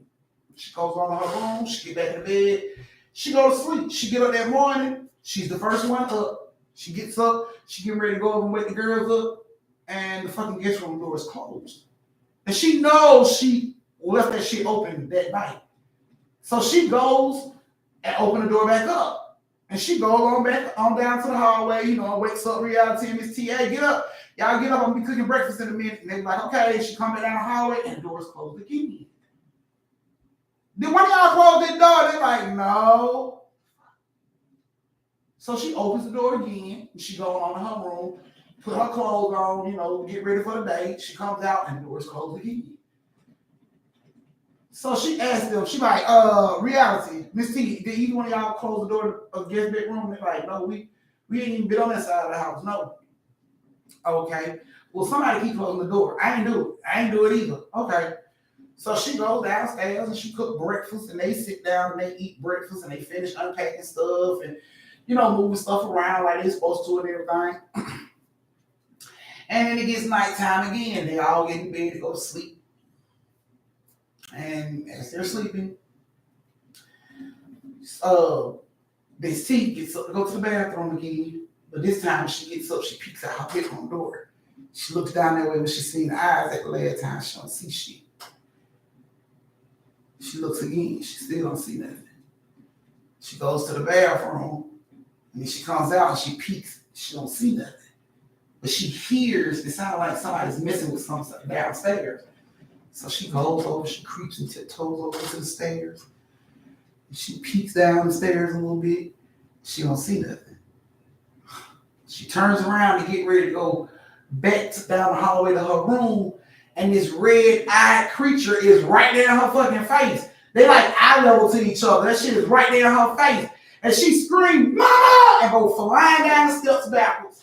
She go rolling down the fucking stairs. Of course, Jasmine hears this shit. She jumps up running. Reality come flying out her room, running, ready to get down there. Miss T at the bottom of the stairs crying, holding her head. My head, my head. And she's like, "What the hell are you doing down?" And she's like, "Something pushed me, mama. The dog pushed me." Girl, ain't no damn dog in this house. "Mama, it is a dog. The dog pushed me down the stairs." And she's like, "Girl, Reality tells us there's no damn dog in this house." Reality just looked at her like, "What? Like, ain't no black man in this house?" "Yeah, I know." She turned around and walked off like, "Oh my goodness. Okay, look, get up. We gonna check the house again so you can see her damn dog." She checked the house again, huh? Miss T living. Open it so I can see. Okay. Turn the light on. Okay. She checking everything. Shit, ain't nothing there. Ain't nothing in the fucking house. Come on, honey. Put her back in the bed. She tucked her in. She go get in her bed. She lay down. She closed her eyes, and as she's drifting off to sleepy land, she hears these chains again. Instantly, she opens her eyes when she hears this shit. She don't even move. She just opens her eyes, and she hears a chain. And it sounds like shit coming down the hallway. And she don't even move. She just looked down at the door. And she see a big ass dude. Big buff ass dude. And he got these chains around his fucking arms. He got like on both arms, he got chains around the fucking arms. And he walking, he like dragging. Like he tied, but he, dragging. And she sees this shit. So she rolls over out of bed, grabs her back. And she runs out into the hallway. By the time she get in the hallway, bro, man, going into the guest room and pow, door closed. The fuck is going on? So she rushed into that room with the bat again. All right, don't get fucked up. You gotta come out, whoever you is. Nothing. No light, no nothing. Oh, so she comes out of the bedroom. Time she comes out of the bedroom, go down the hallway, the door slam. Bow. She turned around, opened the door back up, run in. She checking behind the door. She checking everything. She got the light on. She checking the whole fucking room. She can't find shit. She just left the door open, came on out, got in bed, went to sleep. She wakes up that morning to Reality screaming, "Mama! The fuck? Reality, what the fuck is going on, Reality?" So she jumps up, she goes in there, and Reality is standing there like, look. And she looks at Reality, and they are white people. She looks at Reality, and Reality got thick, red, like bruises around each fucking wrist and one on her neck. Thick as fuck. 2 on her ankles. Thick as fuck. Like she was strapped down, like she was restrained some type of way. She's like, "What is this, mama? What is this?" And of course, Jasmine looking at her and like, "What the fuck?" And while she's looking, Reality like, "Mama, look at you." And she looks and her wrists are the same fucking way. Thick ass red, both wrists, both ankles, and a neck. So of course she runs in there to check and see if Miss T, wake up, baby, wake up. And Miss T wake up, sure as shit. She got the same shit around, same bruises, same thick ass red bruises around her neck, her fucking wrist, and her ankles. And they flipping the fuck out like Reality and Miss T is losing. "What is this? What happened, mama? Who did this last?" And she didn't want to freak them out, so she was just like, "Baby, maybe it's a rash. Maybe we all breaking out with a rash or something. We do some of that perfume do be like, irritating our skin and stuff. So maybe it's just a rash. Don't worry about it. I get some calamine lotion, some cream, some Neosporin, we'll clear it up. Don't nobody worry." They're like, okay, you sure it's a rash? Yep, it's a rash. So they going back in their room, but in Jasmine in her room, but she know it's ain't no fucking rash. Jasmine like, "What the fuck is going on? Because this ain't no goddamn rash." Like, she knows. It looked like she had been restrained. It looked like all of them had been restrained with their arms and legs held down. Their fucking neck was pinned down by something. But all of them had the same fucking bruises, and she knew that shit wasn't supposed to be happening. This is weird. This ain't supposed to be going on. What the fuck is going on? She couldn't figure this shit out. So that night, they're in the bed, and She wakes up to the chains. She don't move. She just look down and she sees. This time, it's a woman. She got like a little Aunt Jemima outfit on. And it's like 2 little boys and the dad. But all of them are like chained together. They are linked together. Like chains around their fucking necks and their arms and shackles on their fucking feet. And they are all coming down the fucking hallway like dragging. And Jasmine sees this shit like, what the fuck? So she gets up this time. She don't jump up with her back like she normally do. She gets up this time and she peeks out. And as she's peeking out, she sees the woman walk into the room. She sees the 2 kids that strapped to their dad and all of them walk into the room in the same little motion. She sees that shit and the door slams. Bow! Okay, so something's not right. But she gets on her computer, she just starts to Google shit. What is going on? What the fuck does this mean? Why is this happening? You know what I'm saying? What the hell? And while she's Googling, she hears Reality screaming, ah! Ah! She jumps up, she runs into the room where Reality is. Reality is asleep on her stomach. She got her hands like this. Her head was turned towards the window. She's screaming. And when Jasmine opened up the door, you can just see lashes showing up on her back. You can hear the sound of it. But you didn't see no belt, no nothing. You didn't see shit. You just heard that shit like, bow, and then her back started to bleed. Bow, back started to bleed. She like, Jasmine, like, what the fuck? And of course, Reality is screaming, Mama, help me, Mama, help me. She drags Reality out of the bed, drags Reality into the hallway. The door slams behind Reality. Oh shit, she runs over. Miss T, they dragging Miss T out the bed. Miss T is like, when she grabbed Miss T, she picked her up to bring her out. And Miss T like, ow, Mama, ow. So she like, what the fuck? She lift her shirt up. Baby got like deep ass fucking lashes or welts in her fucking back. She's crying, Mama, it burn. So she rushes all into her room. She puts Miss T on the bed. She gets some peroxide and shit. Reality and Miss T is crying. She trying to clean their backs off and everything. And just as she's cleaning out their backs, all of a sudden she hears the chains. And the chains are coming out of the hallway like they did every night. So she looks Reality in the eye and she said, don't move. Don't say nothing. Don't move. Miss T like, what, Mama, what? Shit, just be still. Don't move. And they sitting on the bed just staring at the door like, what, Mama, what? She's like, shh, look at me. Shh, don't move. And they like, look at me. And they like looking at her. But out their peripherals, they can see some shit going down this hallway. And it's like, Mama, somebody in the house. She like, just look at me. Just look at me. Focus on me. And they were just staring at her. She's like, Mama, there's people in the house. She's like, look, just be quiet. Shh, quiet. Look at me.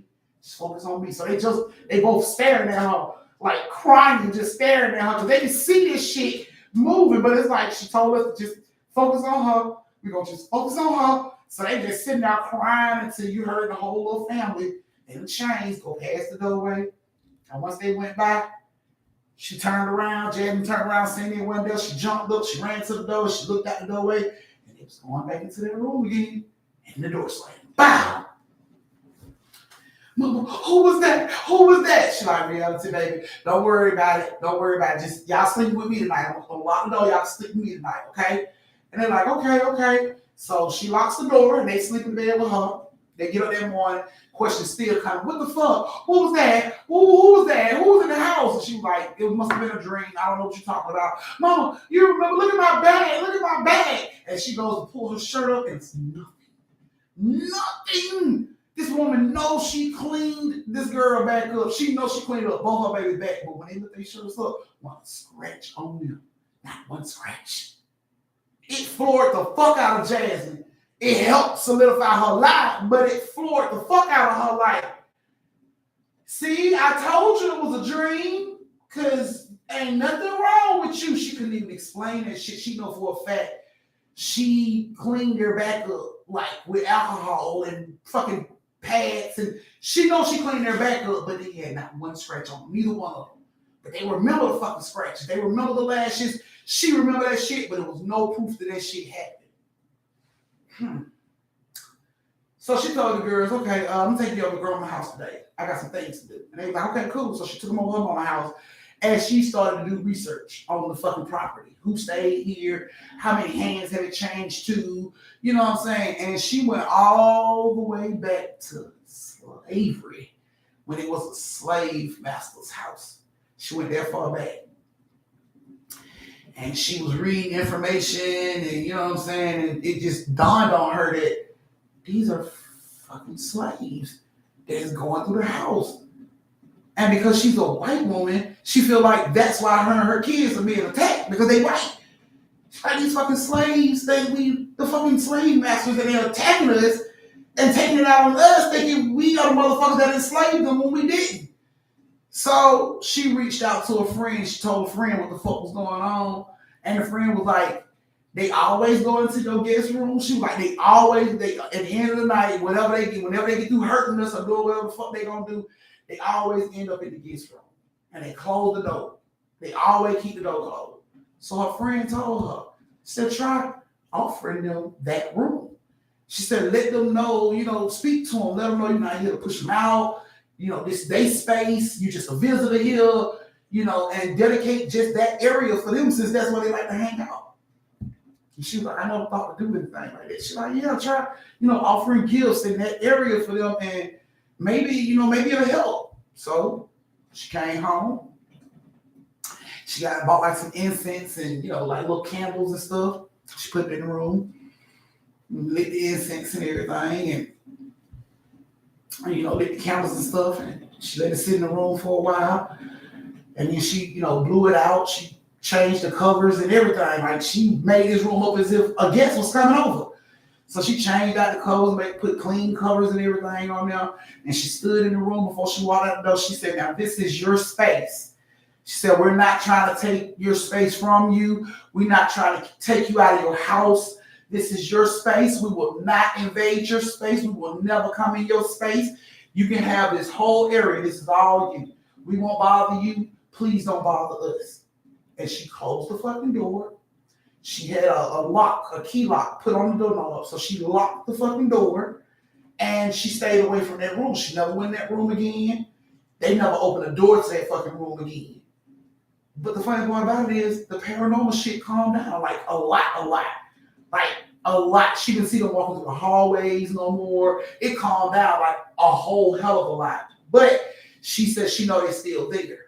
She said because at night when she get through cleaning up and put the kids to bed and turn on all the lights and stuff and get ready to come stay out of her room, when she come up the steps, that room is the guest room that they're in is right there. Like as you're coming up the steps, you can see that room through the little poles on the banister. You know what I'm saying? So as she's coming up the steps, she said every night when she comes up the steps, she can see like one of those candles that she put in there lit. It light you shine from up on that fucking door. Like somebody done lit the candle in that room. She comes upstairs. She sees it's lit. She go right in her room. She don't go to that door. She don't unlock the door to see, oh my God, the house gonna burn down. Nothing. She don't go in that room for shit. That is their area. She don't want to disrespect or piss them off by invading that area when she already told them she wasn't gonna invade that area. So she's never went back into that room. But every night when she comes from cutting out all the lights around her house and like tucking the girls in and shit, that it's a candle lit in that room every night, and nobody goes in that room. Her kids ain't got a key to that door. She's the only one with a key to that door, and nobody goes in that fucking room. And her kids ain't, Miss T ain't seen no more dogs with red eyes running around the house. Nothing. The shit has calmed down like dramatically. And she felt like because she dedicated that area to them for them to have, they don't come out into the house and fuck around in the house no more. They stay in that room. She said she's come upstairs before and seen like whole feet walk. As she can look up out of the door when she comes up the steps, she can see the candle and she can see whole feet like going past the door. She can see it. She can hear movement from her room in that room. She can hear movement. But that's their area. As long as they don't come out of that fucking room and fuck with us, we good. And that's how it has been. And Jasmine has been in that house for 7 years. And every night,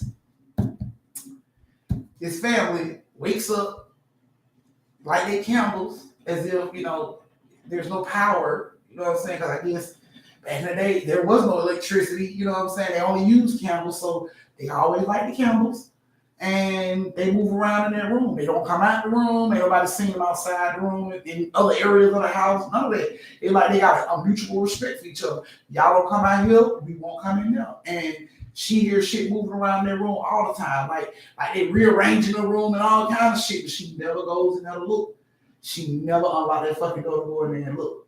And at this point, she done lost the key. She's been in the house 7 years. It'll be 8 years in January. She has lost the key to this fucking room. But she don't care because she's not planning on going in there any fucking way. But reality moved out because she said that shit was creepy. When she got old enough to move the fuck out, she moved the fuck out. She said that shit was creepy to be living in a house with ghosts. So she moved the fuck out as soon as possible. And Miss T don't really have no issues because she don't know as much as reality do. She's still in the dark about some shit. She don't even know that the mom has, gave this room to the ghost. So she just, what I'm saying, don't even really know what's going on. But the Jasmine said she's not giving up her house. She said she worked too hard for that fucking house. And if she got to share that space to keep her dream house, she will. She said, as long as they don't fuck with me, I won't fuck with them. And she was serious as shit. She was serious as fuck. She like, I'm not going nowhere. We have to wait each other out. She like, shit, I will be a ghost in this motherfucker too, because I'm not going nowhere. And she ain't lying. She been in that house almost 8 fucking years. And she see them ghosts in that room every goddamn night. She see traces of them. She hear them. And not once have baby girl said it's time to pack up the truck and move the belt and leave. None of that shit. She like, we good. We good. I guess she just slide notes up under the door when they too loud. I don't fucking know. But she said they good. She been in that house for 8 fucking years. So I guess they are. She said, as long as nobody go in that room and invade their space, they won't come out there and start fucking with folks. So they been coexisting in that house for 8 fucking years with no problems. Not since, that shit first started, but I didn't have no problem with his family for 8 fucking years. So, yeah, that was you guys' last story of the night. I hope you guys enjoyed the stories because I enjoyed giving y'all 4 stories tonight. That won't happen no more, but I enjoyed giving y'all 4 stories tonight. Please believe I did. Thank you guys for joining me so much. Yes, it was a plantation house, so I'm pretty sure slavery and all that shit was going on there. But yeah, for some strange reason, this black family didn't want to leave. It's like that was their area, and they was refusing to leave. They were to push their ass out before they leave. So that's what their area, and she gave it to them. So yeah, thank you guys so much for joining me for story time. I greatly appreciate it. I love spending time with you guys. Thank you so much for the tips that I received tonight. Y'all are helping Auntie get her Christmas together. Thank you. Y'all know my motto, stay safe, social distance, and don't slap the sleeves off a bitch unless she earns it. And don't forget to go over to the post to try to put your name in the Christmas Chick-fil-A card giveaway. I'm only giving away 50. When I get to 50 people, that's when I'm going to close the list of people that I'm giving these to. So I want to make sure I gave a lot of my vets and stuff this Christmas gift. I hope y'all love it. I mean, it ain't much. Auntie ain't rich. Like y'all see, Auntie ain't even got a job at this point. So I'm doing what I can. So I hope y'all like it. I hope you love it. I'm going to send them as soon as y'all start, putting y'all name down there. I'm going to start sending them out Saturday. So the first probably like 20 people that has already commented. Y'all, I'm gonna send them out Saturday. Thank you, Val. Aww, Val, get you a drink. I thank you, Val. I'm gonna definitely get you a drink. Thank you, Marcus. Good night, love.